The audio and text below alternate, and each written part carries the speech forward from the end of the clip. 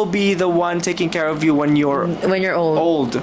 So one of the toxic Filipino trait is for your parents, or for you, if you're like that, your kids would take care of you when you're old, which is toxic for the kids, because you would give them the burden.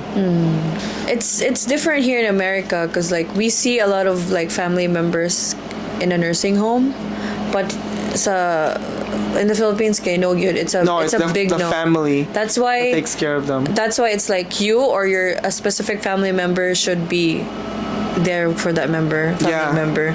That's why their life stopped because of that. Yeah, which is if it's okay for them, or if it's like wholeheartedly given help, that's okay. But if it's too much,